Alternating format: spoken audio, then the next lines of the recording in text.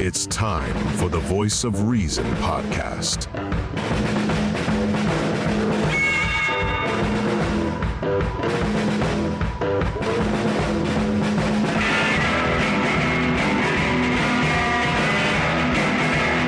Here are your hosts, Sean Phillips, Andy Van Beber, and Travis Kirkendall. Good evening, ladies and gentlemen. My name is Andy Van Beber. Travis Kirkendall there. We still are missing Sean Phillips, but he's getting closer and closer and closer. I got to have my son. Hi, look behind you. Oh, look. And joining us this evening is my son, apparently. Our guest for tonight. Yes. But Sean is not with us this evening. But he is getting much closer to being with us. I got the pleasure of speaking with him on the phone. We talked for about 30 minutes Monday night, and he is getting closer to being settled in, and I'll leave it at that. I'll give you a good hint. He's much closer to us now, which is a good thing. But yeah, it is a yep. There we go. Yes, it's a good thing. He is much closer with us now, but he is. We're happy to have him back around. Thank you for being so patient with us this week. As we say, life happens, and as Travis gets closer and closer to becoming dad, we have these things that happen and shift, and so life happens, and here we are. But today is on a Thursday, October 19th, 2023. And if you are all just joining us, we are now going through, I think, the 6th chapter of Revelation in the book of Revelation in the Bible right now to check up with your current Mideast calendar. That's where we're at. 6th, 7th chapter of Revelation. I don't know. But anyway, Travis, how have you been? It's been a while since I've read Revelations. It is a pretty cool story.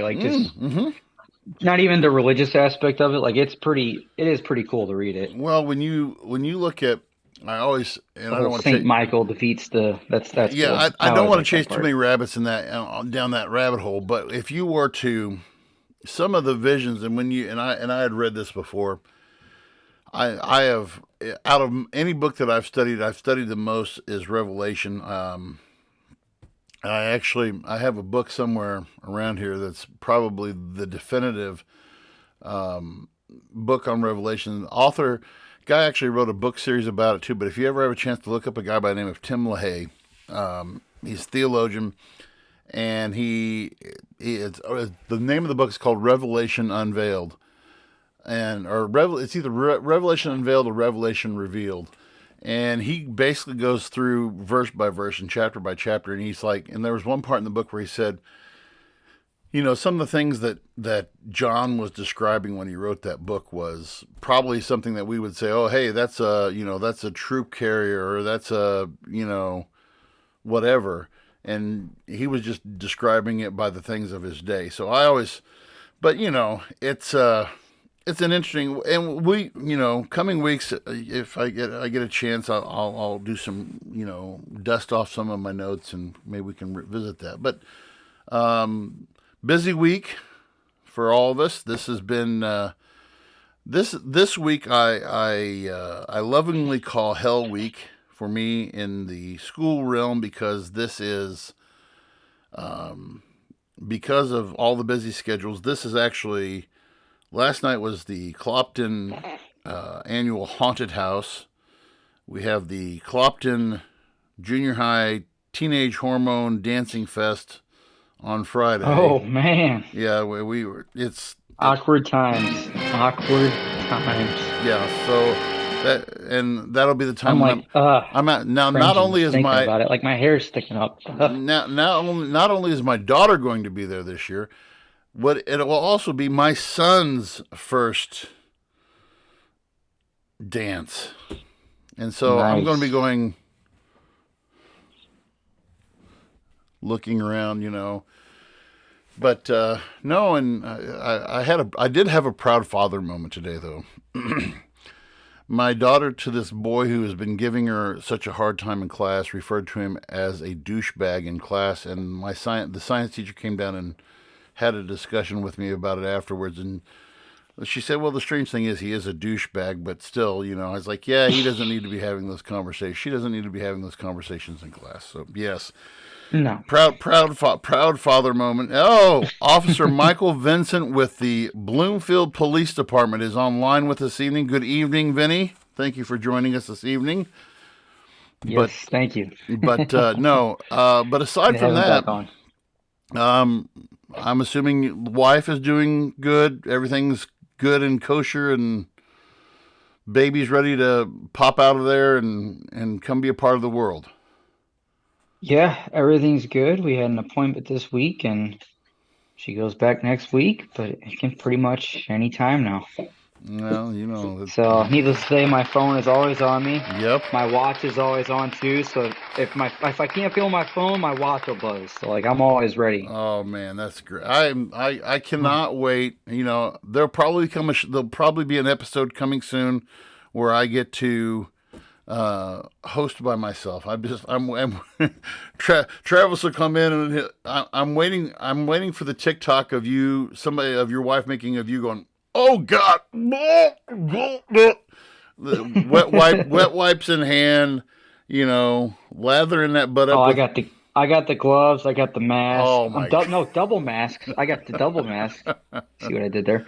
Oh man, I'm ready. Got the wipes. Double mask, because that'll protect you from. And then we have a good evening from our friend Jonathan Guthrie. Good evening, Jonathan. Glad you could join us as well. Yeah, so let's dive in, shall we? I mean, where in the world of the cluster fudge should we start at? I mean, there's so many different things that we could go to. I just briefly want to touch on this mess, and if you haven't seen the blurbs of it yet, I encourage you to go and watch just the highlights of the 60-minute interview, the 60 Minutes, the CBS News show, the 60 Minutes interview with Joe Biden. Now, I wasn't even aware that this was going to happen until Travis this week posted in the group chat a thing. Was that from Northern Provisions? Who posted that? Was that Northern Provisions that posted that, or who was it that posted that? What specifically? That thing about that disclaimer about Joe Biden and his stuttering and all that stuff. Oh, I don't remember. It was I don't remember what this source was, but it was basically saying something along the lines of, he's struggled with his lifelong. He's had it his whole life, and because he's so tired and he's now, so he's stuttering more than usual because of the stress, and the president's working day and night on these issues for America. And I heard someone when this whole. I don't know if this is true or not, but one podcast I listened to was saying that supposedly he was at a barbecue. Yes. When the initial stuff was okay. Yes. Yes, that is confirmed. Yes, he was at a barbecue. That's leadership. It was for the White House. It was the annual dinner, the White House barbecue that they have for the staff, for their non-political staff, for their support staff and everything. The night that this was all going down. So, they tried. Okay, well, I'm out. I guess. All right, maybe that's. You're like, yeah. So, but anyway, they give a disclaimer before the interview. So the guy gets on the guy who interviews him is a guy by the name of Scott Pelley, who interviews him. And before he's like, the president's, like Travis said, working night and day, and he's going over all this stuff. And he's this guy he's this, like Travis said, age-old problem of just stuttering. And just some of the things, just a few of the things that you're really scratching your head for, where's Joe going with this? And for example, they ask him, let me roll down. So I'm looking. He said, so Scott Pelley, question. There's limited fighting already on the northern Israeli border, and I wonder, what is your message to Hezbollah and its backer, Iran? President Biden, don't don't. Oh, okay. And so Scott Pelley says, don't come across the border. Don't escalate this war. And President Biden's like, that's right. I mean, laying the wood down. I mean, you're just sitting there. I'm just wondering, what, what's going on? And what's funny is like, for a fact that this was Trump, it would be some statement of like, we will annihilate you off this planet. And like, you know how he always spoke about that kind of stuff. Like, what was that one speech he gave when he was talking about, I forget what country it was. I think it was North Korea he was talking about. He basically said like, we will like to completely wipe you off the face of the earth if you do anything or something like that. Was that the interview where he had the soldiers behind him with the red background and all that stuff and everything? No, I'm not talking about Biden. I'm talking about back when Trump was president. Way he would we will on that. He would just straight up like, we will wipe you off the face of the earth if you do anything. The other, we had some comments here. He says, yes, Colby, we know he's our president. Yes. Michael Vincent says he looks like a friggin' alien staring off into the fifth dimension half the time, and he's like the wimpy principal. Yeah. Here's the other quote. So this is the quote. And Travis, we talked briefly about this before the podcast, but I'm going to throw this out there, and any of you guys who are out there who are listening can. So here is the last question. So this was the last question of the interview. Mr. President, given these two wars, and he's referring to the war in the Ukraine and the war in Israel. Mr. President, given these two wars and the dysfunction in Congress, are you sure that you want to run again? President Biden, yes. Pause. Because I'm sure. Look, when I ran, I said, the world's at an inflection point. The world's changing, but we have an opportunity to make it. Pause. So, imagine if we were able to succeed in getting the Middle East put in place where we have normalization of relations. I think we can do that. Imagine what happens if we, in fact, unite all of Europe and Putin is finally down where he cannot cause the kind of trouble he's been causing. We have enormous opportunities to make it a better world.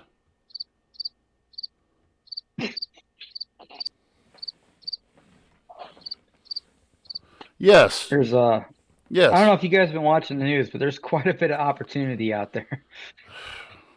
If that's what you would call it. It's a lot of opportunity. Colby Coleman, I did not vote for Joe Biden. Is that what he said? Yes, he just said I voted for Joe Biden. Thank you, Colby. I know I can count on you. So we're big Biden fans on this. We are. But here's my question. Okay, so we have enormous opportunities.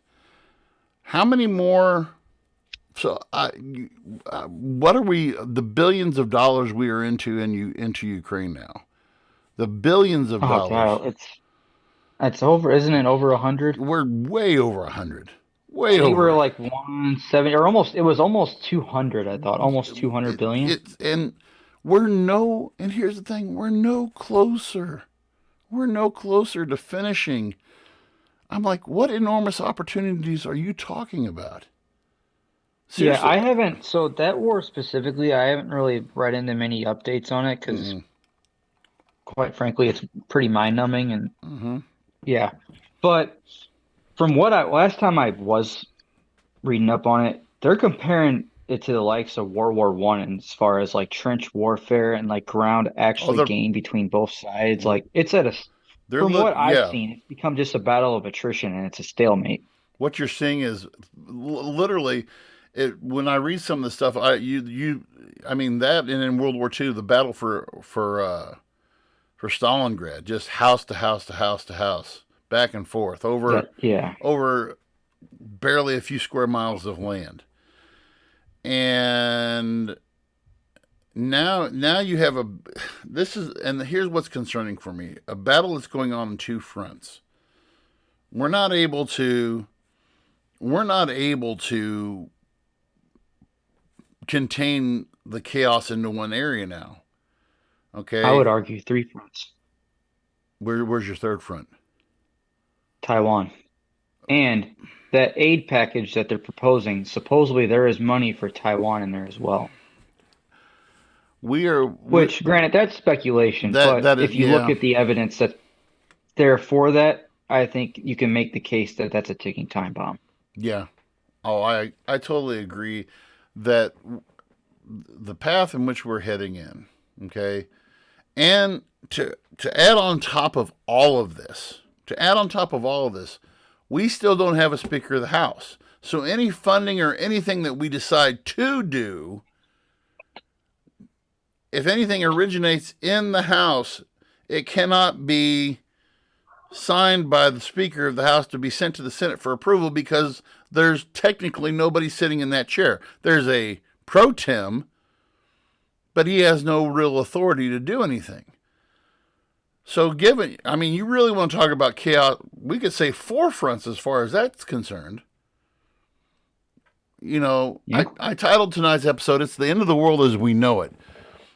And because we really don't have a leg to stand on right now on any front. And let's just start here at home first, Travis, and we'll work our way out. Yeah. So if you we could do a whole podcast on home. Well, go on. Yeah.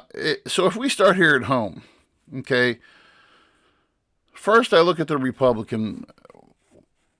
Do you, based upon what we've been studying and what we've been looking at over the course and seeing in the news over the course of the week, is there, in your opinion, is there a way out? Do we have is there a way out of this whole debacle going on in the House that you can see right now? I mean, there's no viable candidate that's out there right now for the Speaker. That's a great question. And after seeing that, what was it, Jeffries got more votes than Jim Jordan even did? Right. Yeah. I really don't know. I mean, we could very well see a Democrat Speaker of the House just because of the fact that now this Israeli war and the Ukraine war is such a priority. That's the top priority for your elected officials right now. And they're going to do whatever it takes to get something passed to get aid to those people.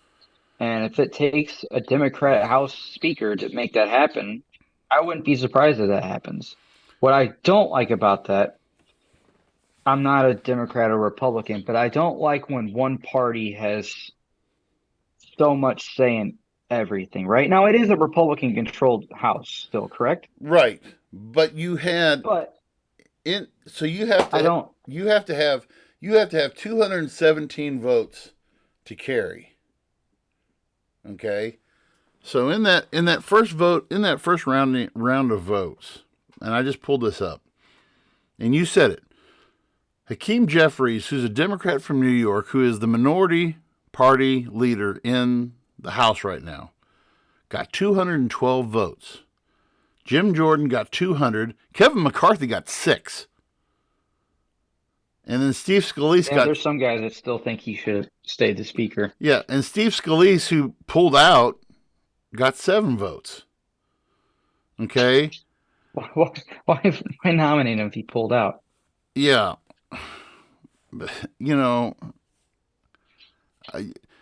Colby says, "Thank you, Mr. Getz." Indeed. Matt Gaetz got what he wanted. Matt Gaetz exactly got what he wanted to a point. But Matt Gaetz, when he started rumbling the war drum. But then the news kind of if you notice, the news floated some of that stuff about the sex trafficking scandal or whatever it was with him. Those articles popped back up around that same time. And he shut up quick. Happened. And he shut up quick, right? He got. I haven't seen ever since. I will say on my news feeds and like stuff like that. I have not seen Matt Gaetz almost at all since this whole thing with McCarthy happened. Well, you know what they told him? Pardon my French, but they told him, "Shut the hell up. You're done." Okay. So Jim Jordan went out today. From what I watched a little, I sometimes watch some blurbs on the way home, of news on the way home on YouTube, and I was watching NBC's Update Center, And they were saying, so then the second vote happened today, and he still had 20. He had 22. He had 22 Republicans today. On that first vote, he had 20 that didn't vote for him. Today, he had 22 who didn't vote for him. Okay, which tells me either the Republicans are trying to send a message, or, you know, that there's nobody, they can't get a consensus within the Republican Party right now. They can't, because you've got that pocket of whatever it was, the 7 or 8 who started this, Matt Gaetz and his buddies, Jim Jordan, all those guys who started this mess in the first place. Jim Jordan, who's been referred to by some of the people in his party as a political terrorist, and he's trying to, you know, he's trying to win control. And this was the thing that Travis and I said before the podcast, that if this guy, if he gets the vote, if he was somehow magically able to pull over the 20, I mean, he needs 17 votes. Actually, after today's vote, he needs 19 votes after today. Yeah. He needs 19 votes after today. And he went around to his detractors' offices, and to each one of them this afternoon, and he visited every one of them. And to me, I don't know what message you're going to try to say. Oh, we're going to work together with the Democrats. Like heck you are. You're not working with any Democrats. And yeah, didn't McCarthy try to do that, and then he lost his spot? Right. And Colby Coleman says, why can't the Republicans get their together? And I'm just like, I agree. And he says, got to give it to the Democrats, give the Democrats credit, they stick together, which is true. The Democrats, all they have to do is just, they're just sitting back. I mean, they got their bag of popcorn, right? And they're just sitting back and they don't have to do a thing. No, not really. I mean, the Republican Party is really shooting itself in the foot. Well, time after time after time. So that leads me to my next question then. You say that. Okay, now, given the situation that's going on in the Middle East and with Putin, okay, now, let's fast forward a year from today. Okay, a year from today, we'll be approximately 2.5 weeks away from the election a year from today. So we are 54.5 weeks away from the election. Okay, you have a president you have an ex-president who is facing 95, count them up, 95 indictment counts in different states. All right. You had today what was that? I sent that to you guys today. Today in Georgia, you had, give me a second. It was Sidney Powell, who was one of Trump's co-defendants in the Georgia election conspiracy case, changes her plea from not guilty to guilty. Okay? And so, really, I did not see that. Yes, and so her whole thing was, and so Georgia's where they have the RICO case that's going on, and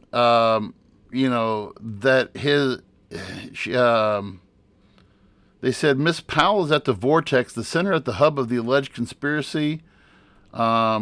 She will be a phenomenal witness for the government because she was at the strategic meetings, part of important conversations, and she was a leader in implementing the scheme to discredit the lawful election of Joe Biden.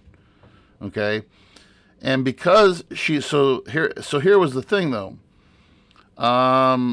She pleaded guilty to one count of conspiracy to commit theft by taking in 5 counts of conspiracy to commit an intentional interference with the performance of election duties. Powell agreed to testify in future trials in exchange for serving 6 years of probation, a $6,000 fine, and paying restitution of $2,700. Okay, and in Georgia, her agreement falls under what's called the Georgia's First Offender Act, which will allow her to honestly say she was never convicted of the charges if she successfully completes her probation. Okay? So all that being said, I say all of this. So we fast forward to a year from today. Trump's not even going to be close to getting through all of these trials. He's not even going to be close to getting through all of this stuff. You've got him on one hand, and on the other hand, you've got this the best we can say, incompetent, delusional, on the verge of dementia president who obviously who's not in touch with reality. I mean, what do we? I mean, what choice does America have? Obviously, Trump's going to get the Republican. He's going to be the Republican nominee. Right. There's no question of that. All the people running right now are just running for the vice president slot. Right. Agreed. Democrats, I mean, yeah, there's still some talk that maybe Gavin Newsom throws his hat in the ring. I don't see it. Quite frankly, like I'm not a Gavin Newsom fan by any means, but at least he's got his brain cells intact and he's competent. That being said, I don't like many of the guy's policies. I still wouldn't vote for him. No. And then you got RFK, who's running as an independent now. Yeah. And I haven't really seen this, but Breaking Points has kind of been talking about it. They're saying how a lot of right-wing Trump supporters are now attacking RFK because they're claiming that he's taking votes more from Trump than he is Biden. Which, well, if that's the case, then Trump's one, he's facing the lawsuits. Two, if RFK is a threat directly to Trump and not so much Biden, then he's losing votes there. So, is Trump our next president? I don't see it personally. Unfortunately, what I think is going to happen now is I think Biden gets it again. And do you think that concerns me? Well, and I see the state of which his. If you look back at who was it that had there was a. I hope I'm wrong, by the way. Yeah, I really hope I'm wrong. But there was somebody who did a photographic stage. I'm looking for it right now. Photographic stages of Joe's decline. I'm looking it up right now. If I have it, I'll put it up here on. But the guys, he's 80, right? He'll be 81. He'll be 81 next election. Mm-hmm. Am I right with that? Or 82? Yeah. 81. He'll be 81.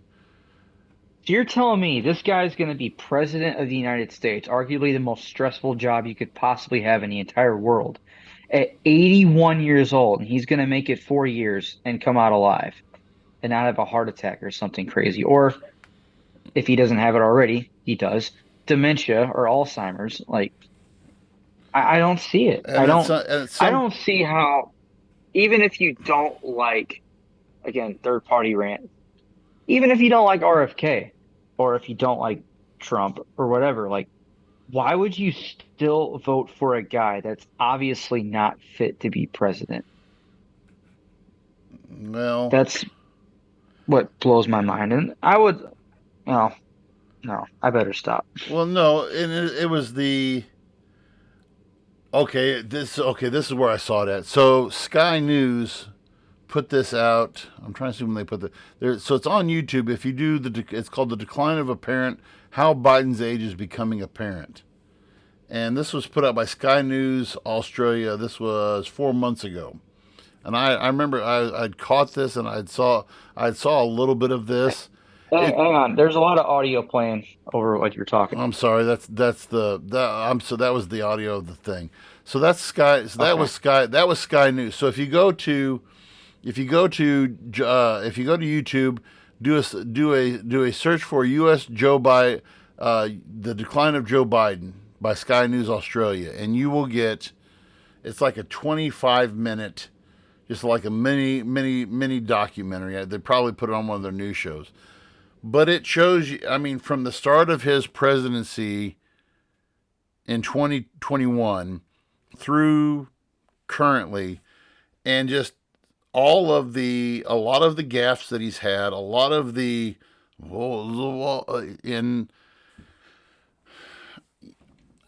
call it what you will. Call it what you will. Yeah, I agree.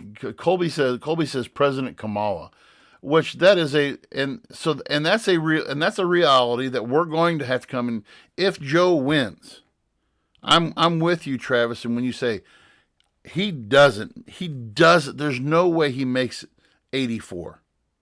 I hate to be that guy and say that, but there's no way he makes 84 years of age in the White House with this amount of stress.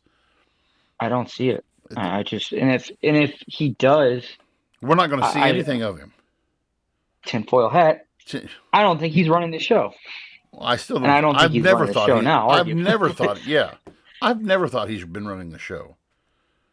I think I've always thought that he's a puppet, and that he is, and that's the worst problem.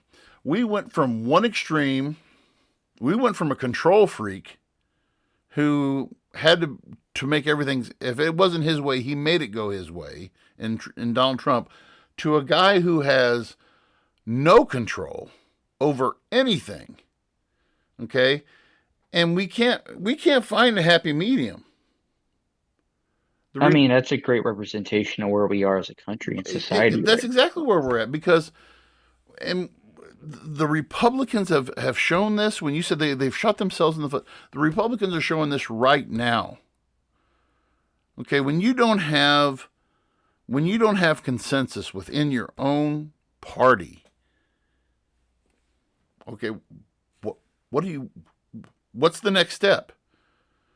So let's just say before the government shut down here on November is it going to be November the 3rd? Is that when the government's set to shut down? 3rd, 4th, somewhere in there? I believe so. It's early November. Yeah. Okay.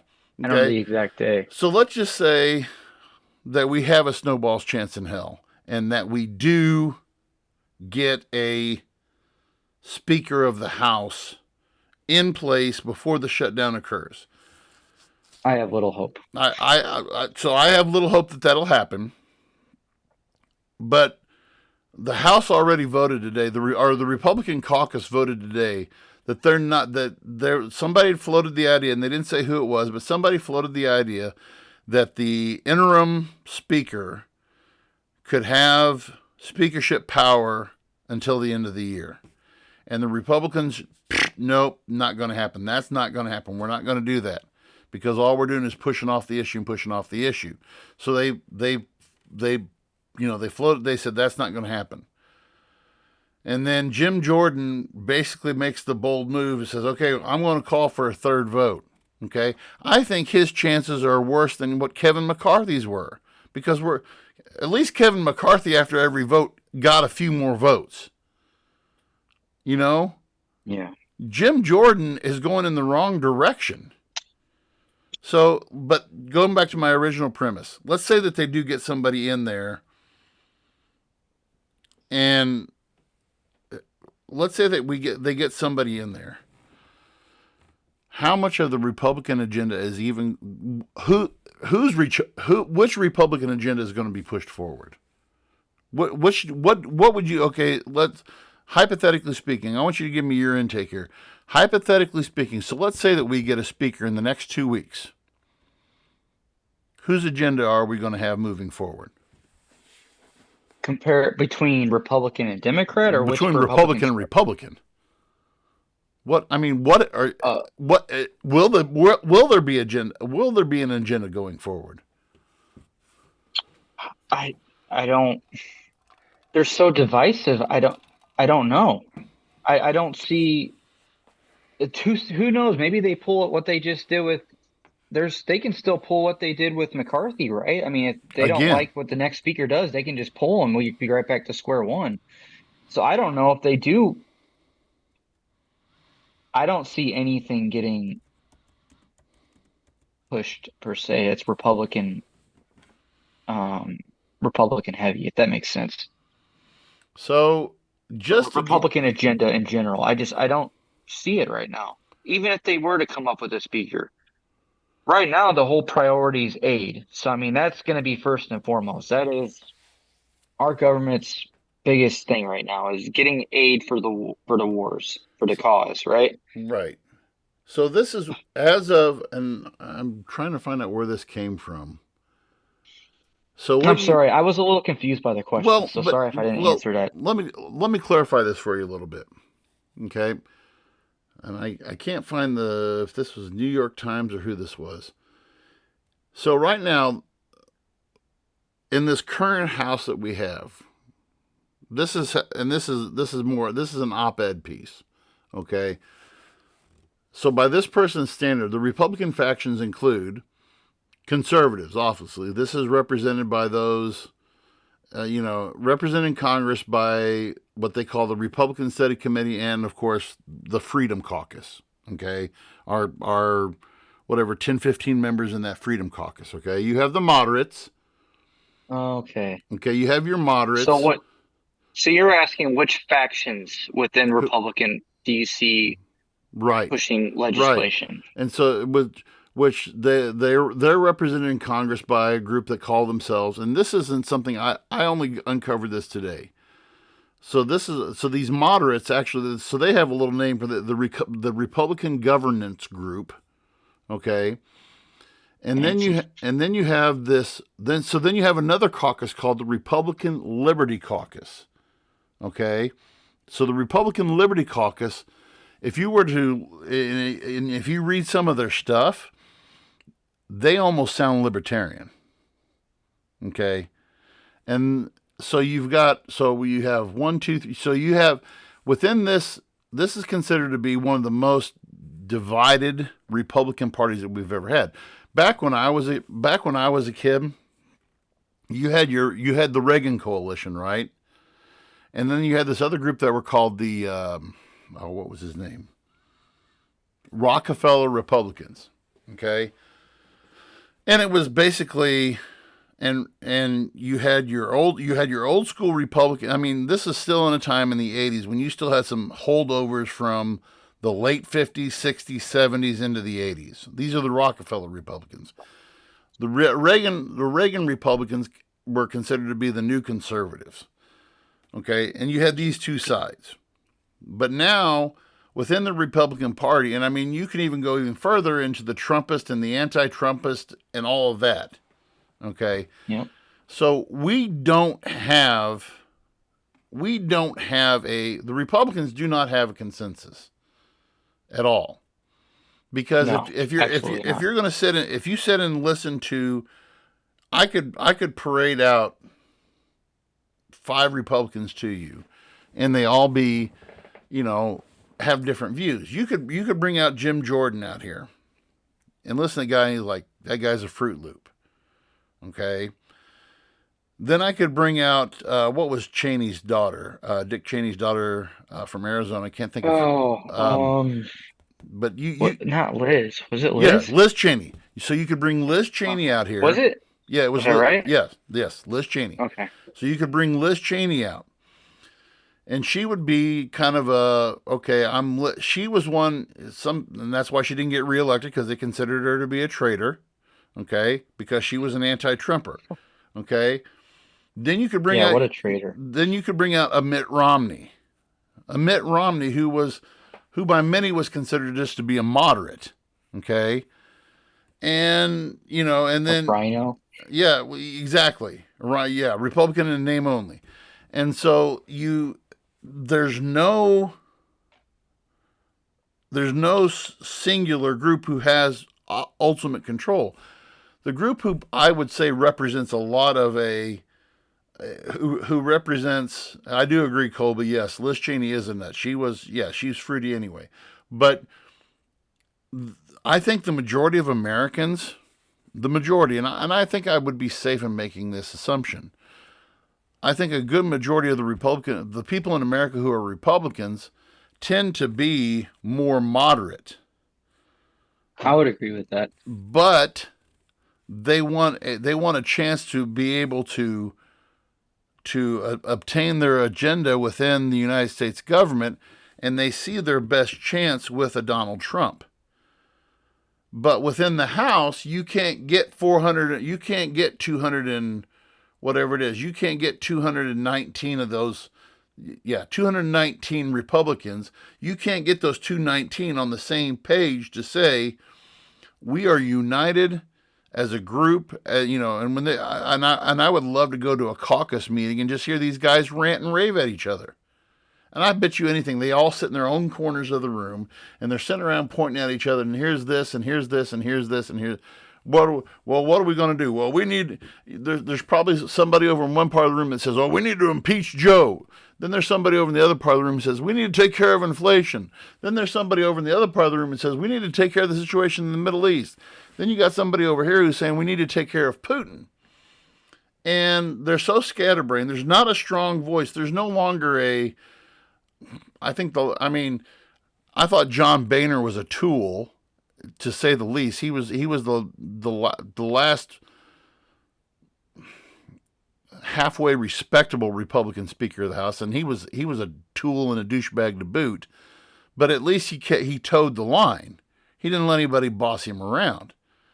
But now you don't have a central figure in the Republican room. Now, this is probably the most organized that the Democrats have looked in. After Nancy Pelosi got yanked down off of her high horse, and you don't hear anything. You think about this. You don't hear anything about her anymore either. Nancy Pelosi just kind of, she stepped back and Nancy Pelosi. Okay, none of that going on. So the Democrats are just. They're aligned on their agenda. I'll take it back. You do have the quote unquote squad right now, the AOCs and that Omar from Minnesota and all those guys. But we really don't have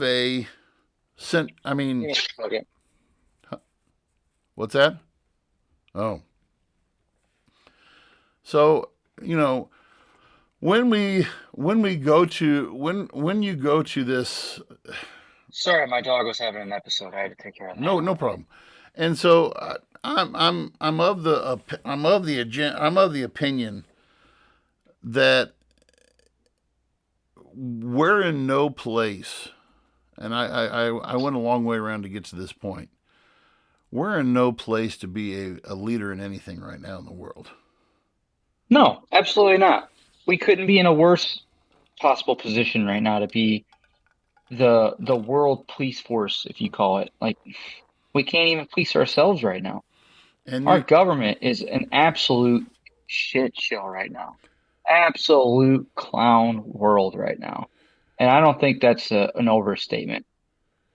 And won't you share didn't you say, and we were talking about before the show too, didn't you say that the Fed is currently looking at increasing?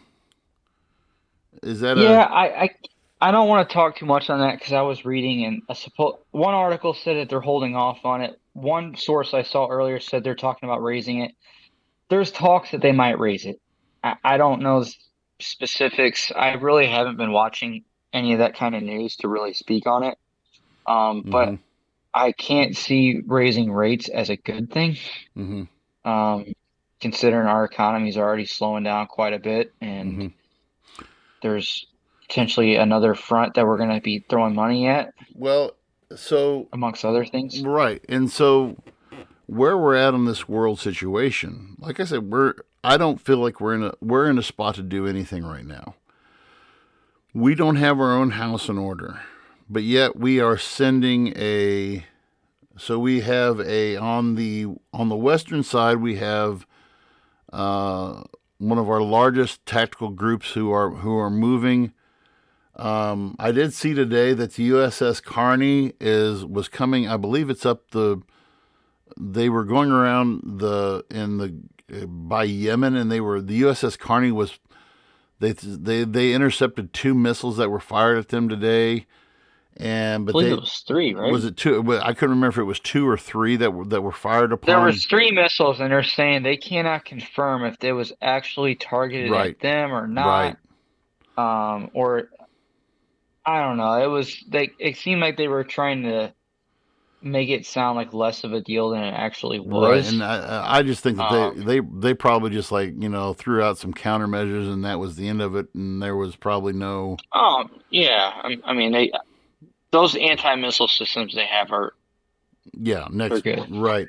They're good. And so we've got, and like you said, we're in a position now where we're contemplating. I mean, there's an amphibious. There's also an amphibious marine group that's also moving in as well. Yeah, there was a 2,000 Marines, I guess, on standby for potentially. From what I've heard about this force, they're specific for like embassy support or like evacuation or Hmm. that type of Right. deal. It wouldn't be like a direct action We have, um and group. we have also some. I know of some of our Clopton alum that we actually have on the ground. I believe it's in eastern.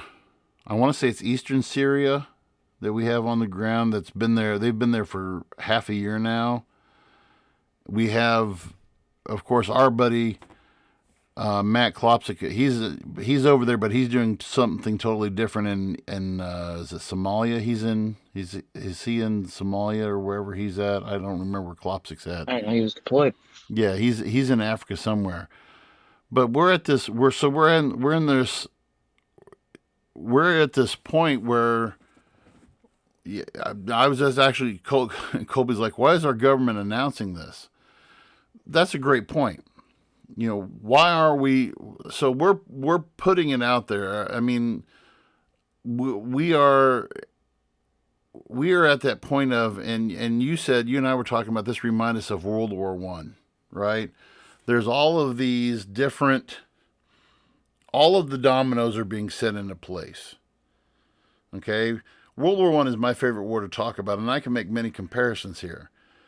Okay, in pre-war Europe in 1917, there was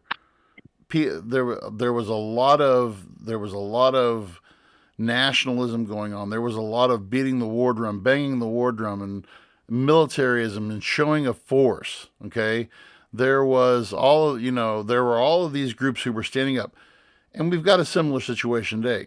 You have the Zionist movement, which are the Jews. We have the right. This is our land. We have the right to take it. This is our land. Okay. We've tried to let you Palestinians peacefully coexist with us. It's not working. Then you have You have Hamas Hamas and Hezbollah who represent the ultra Palestinians. Okay.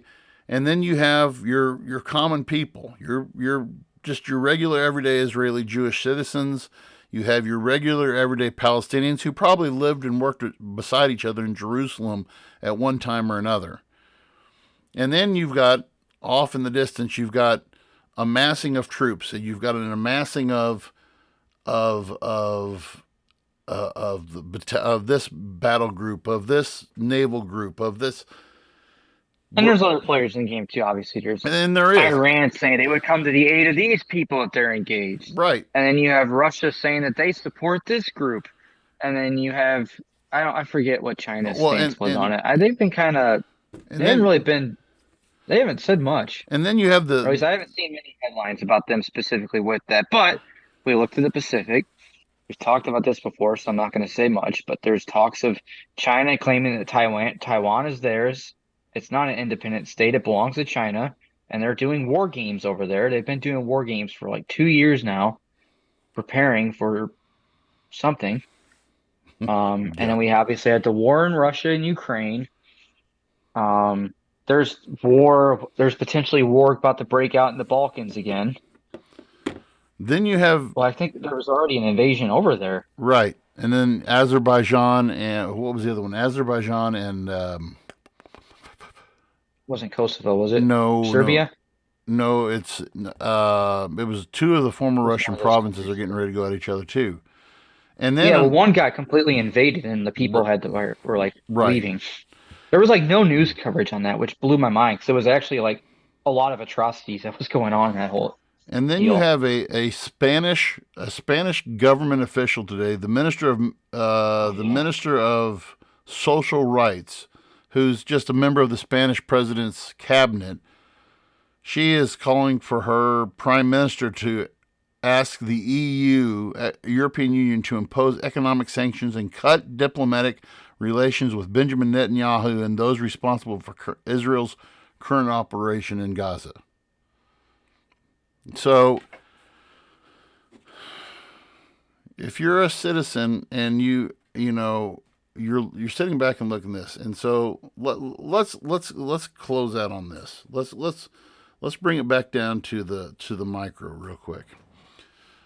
What does this mean for us, the American citizen? Okay. On our end, I think it's very good for we've talked about this a lot over the last few weeks. This is an issue that I think Americans, even in rural America, it's good to know what your country is doing, what the state of the world is in. Because in my opinion, and I think I could probably, Travis, you can jump in on this too. I think I could probably speak for you on this too when I say we're on the precipice of a very historical event happening. We're at a point where a lot of things are aligning itself to where we're both here at home and abroad. We're seeing unprecedented times. We're seeing it, I haven't seen an action in Israel like this since I was a kid. I can still remember, Hamas used to be led by this guy by the name of Yasser Arafat, who was a little devil, and Clinton was able to bring them all together with the Oslo Accords and get them, the Israelis and Hamas to sit down together. But now, are we on the brink of World War III? Who knows?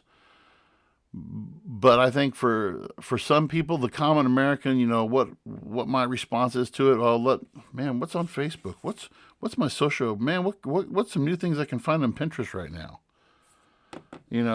We are walking around politically ignorant. We're walking around ignorant of. I want to touch on that really quick. And I know we're pushing time, but this is something I really, really wanted to get out there. And I've been thinking about this for a few months now. And it started, I was listening to a podcast with Joe Rogan. He had on this comedian who's my age. And Joe, he kind of starts to talk politics. And this kid pretty much cuts him off, like, I don't talk politics. I don't talk anything. I don't pay any attention to it. I want nothing to do about it. I thought about that a lot. And then I thought about, I grew up always being told that, it's rude to talk about politics at the table. You don't talk about politics with your friends.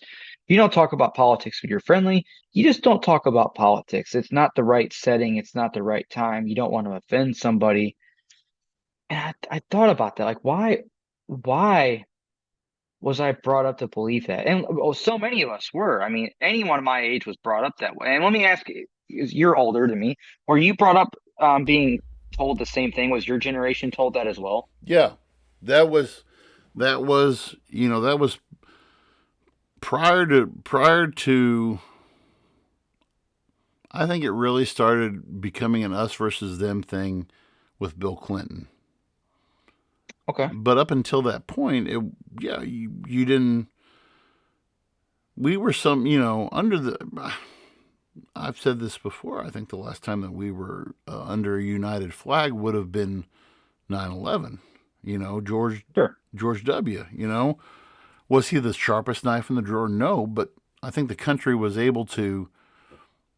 I think Democrats and Republicans both could say, yeah, this is our president. George W. is our president. I agree.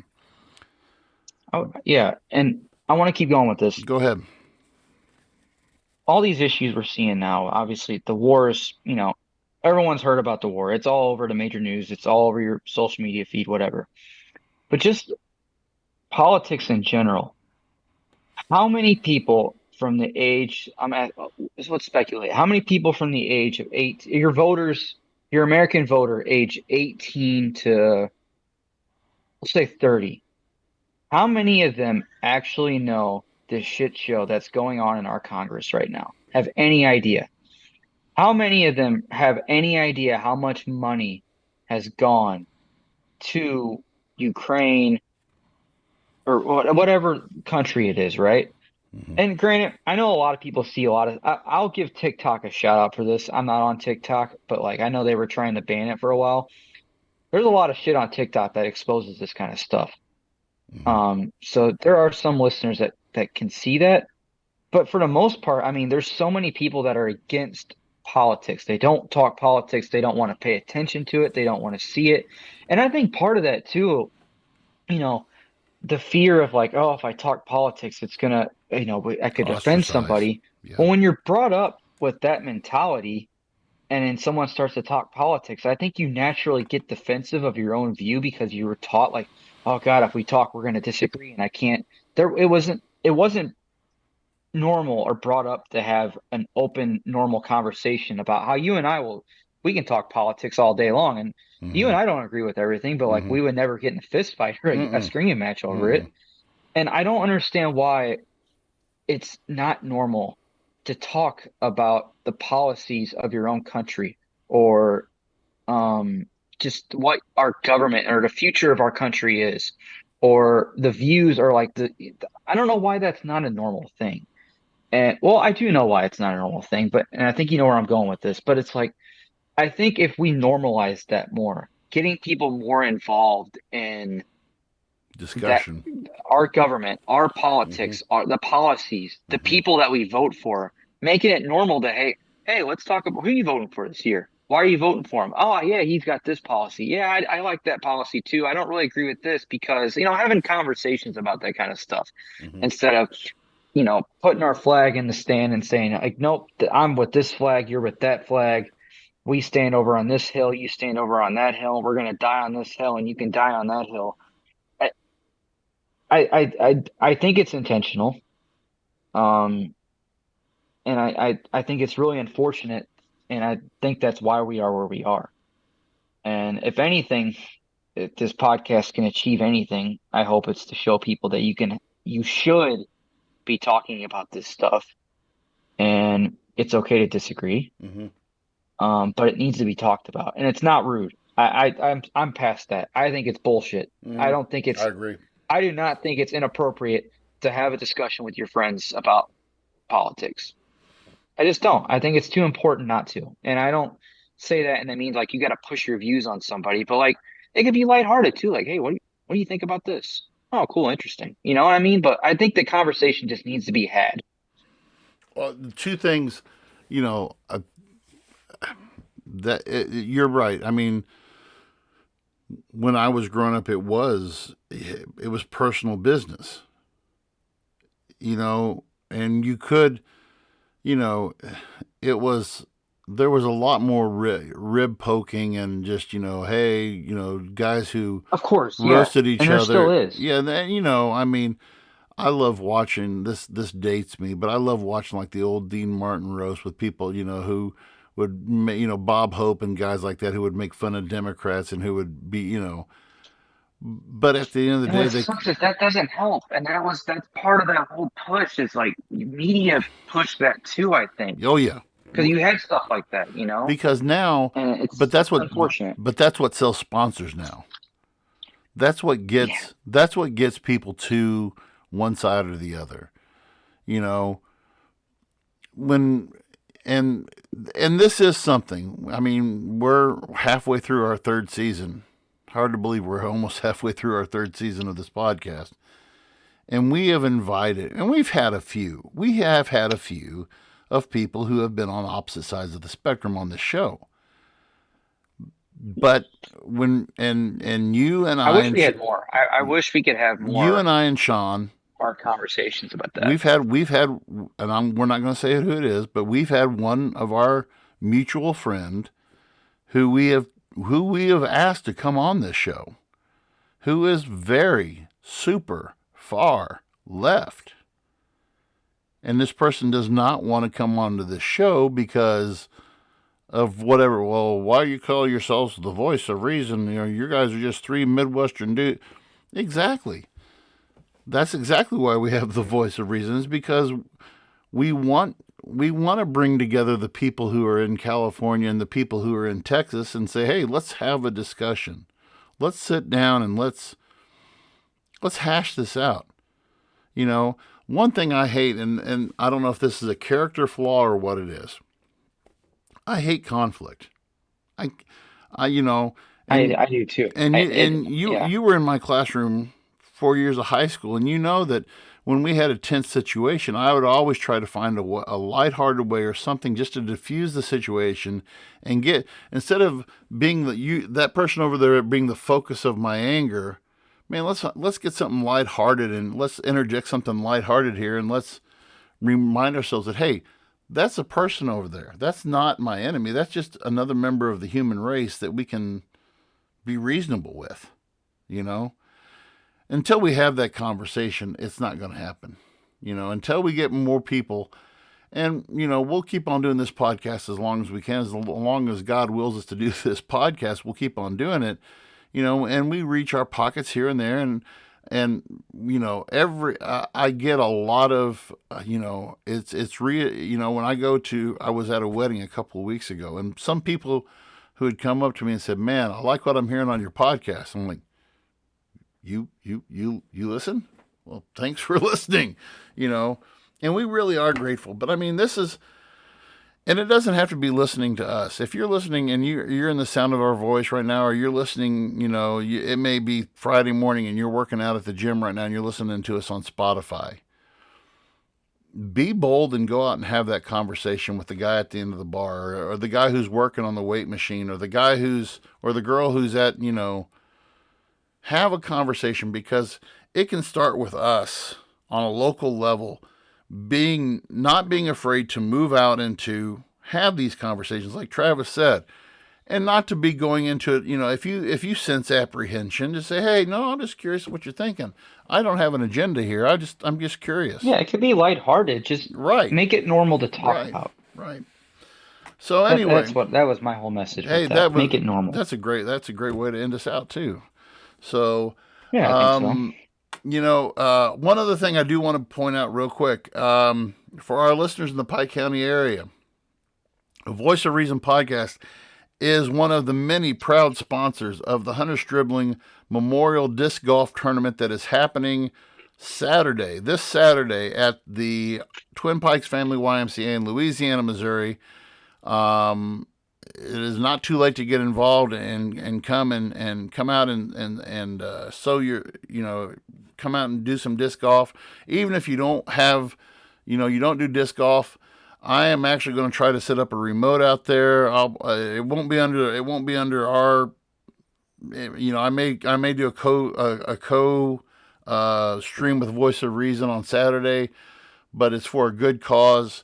Come on out, see us. I also, if you're interested and you want to be in, this week we had somebody donate to us, Travis. Somebody donated. We got a donation. In section 1 of, I don't know anything about hockey, but that we have given to us 4 seats, value of $800, were donated to the Clopton FCA to raffle off. So if you're interested in some